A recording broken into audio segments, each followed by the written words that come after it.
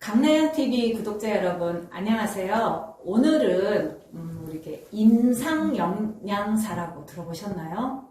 오늘 모신 우리 이동인 선생님은 임상영양사세요. 그래서 오늘 우리 이동인 선생님을 모시고 면역력에 대해서 좀 알아보려고 합니다. 선생님 인사하고 자기소개 직접 한번 해주세요. 안녕하세요. 강나연TV에 초대돼서 너무 기쁘고요. 오늘은 면역에 대한 얘기를 원장님과 할 예정입니다. 저는 강동 서울대효 요양병원 영양실장이고요. 소개받은 대로 임상영양사로 일하고 있습니다.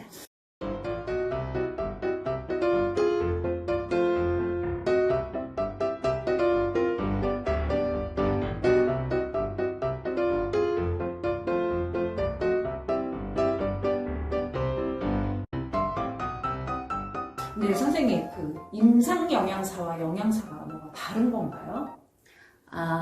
다르다기보다 영양사이긴 하나 네. 좀 더 어떤 병원이나 질환을 가진 사람들에게 어떤 치료를 목적으로 하는 그런 임상 부분에 더 집중적인 일을 한다고 생각하시면 됩니다. 그렇군요. 임상영양사에서 뭐가 이제 또 붙어 있어서 우리는 또 일반인들은 또 모를 수 있어서 제가 여쭤봤고요. 그러면 선생님 요즘 코로나로 인해서 사람들이 활동을 많이 안 하다 보니까 안에만 있다 보면 이렇게 또 면역이 많이 떨어지잖아요. 그리고 제가 예전에 또 이제 암 환자였잖아요. 네네네. 그러면 암이라는 것은 결국은 면역력이 떨어져서 생기잖아요.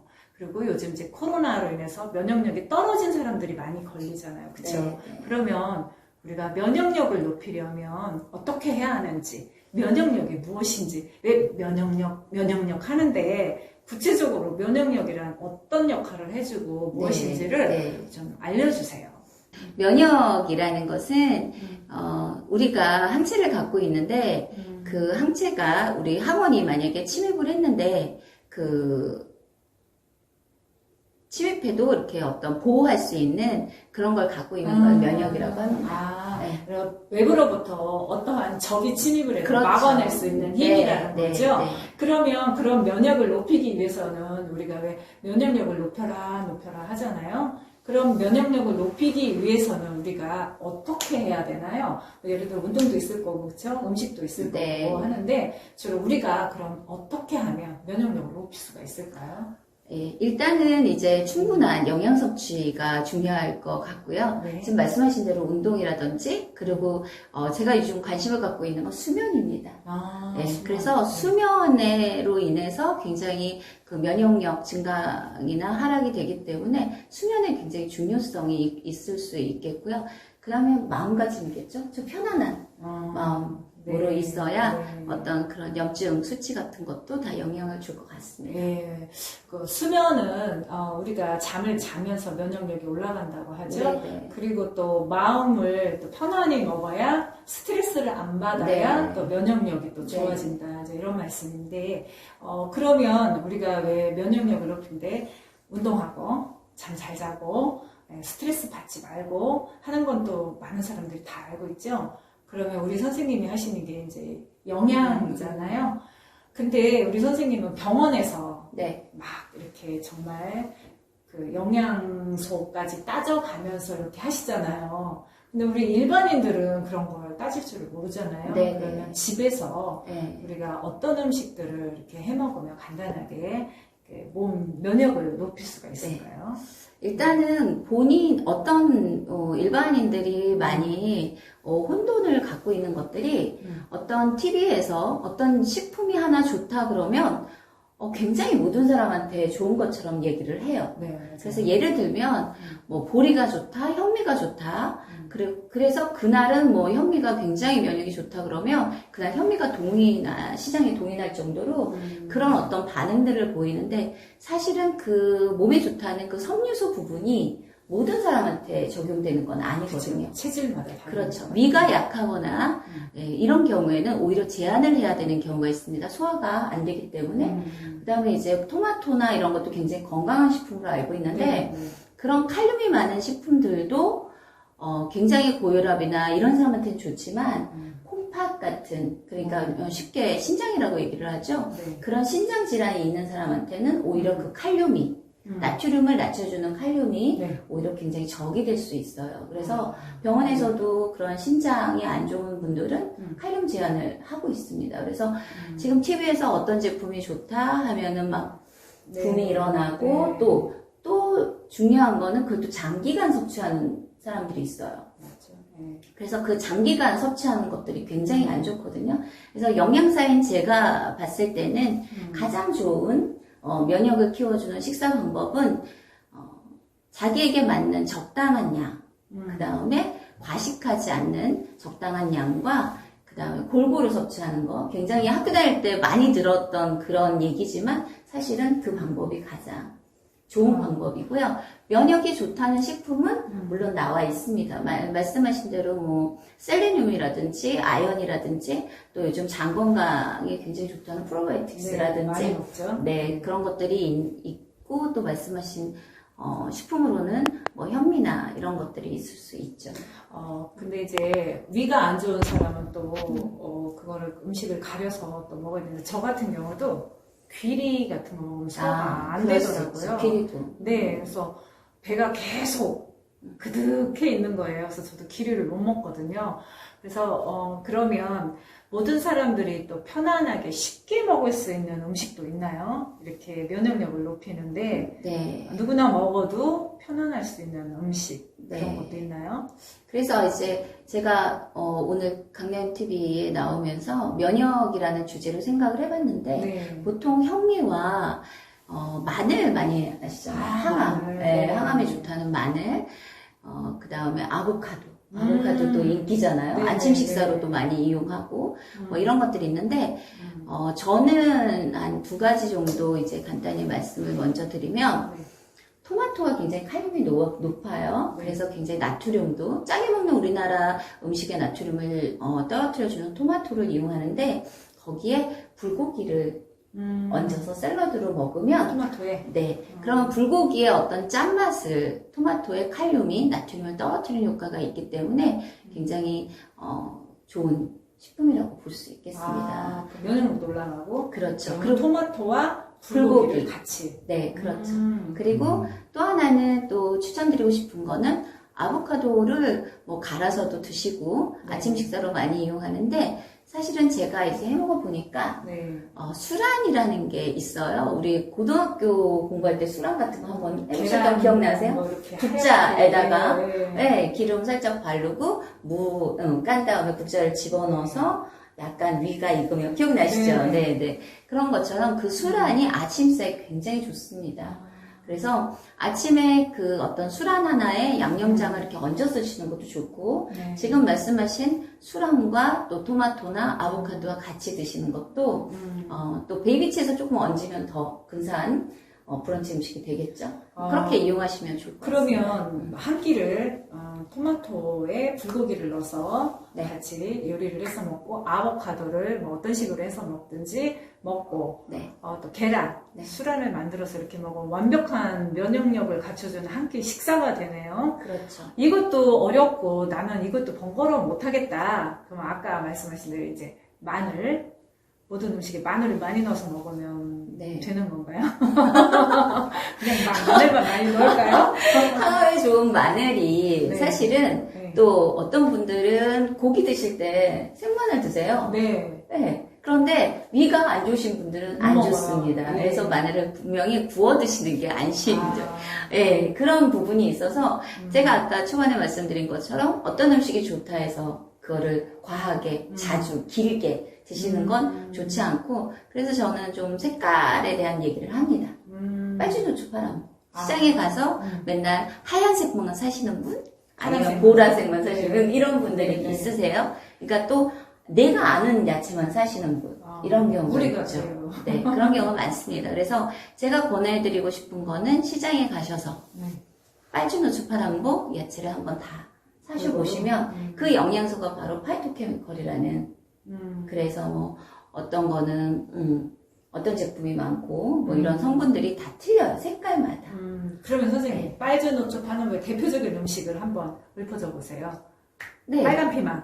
그렇죠. 당근, 빨간 피망. 또 피망만 봐도 노랗고 빨갛고 보라가 있잖아요. 사도 되겠네요. 그렇죠. 피망, 파프리카라고 그러죠. 네. 일명. 그래서 파프리카가 뭐 여러 가지 폴리페놀이라든지 아니면 뭐 안토시아닌이라든지 그야말로 좋다는 그거를 우리가 파이토케미컬이라고 표현을 하거든요. 네. 예, 그래서 파이토케미컬이 많은 영양소를 섭취하기 위해서는 그런 어떤 색깔적인 그리고 또 한의학에서 하얀색은 또 기관지에 좋다 뭐 이런 얘기도 있죠. 색깔별로 도라지, 뭐. 네, 그렇죠. 도라지, 무 이런 거는 폐에 좋고 네, 또 어떤 노란색을 내는 거는 뭐 위에 좋고 뭐 이런 또 어떤 그런 것도 있고요. 다 떠나서 그냥 여러 가지 내가 안 먹어봤던 식품들도 한 번씩 해보고 또 요즘은 인터넷이 굉장히 잘 돼 있기 때문에 검색을 해서 네. 요리법을 한번 해보는 것도 재밌으실 것 같습니다. 그럼 우리가 어렵게 음식을 이렇게 해먹고 저렇게 해먹고 해먹기가 어렵고 힘들잖아요.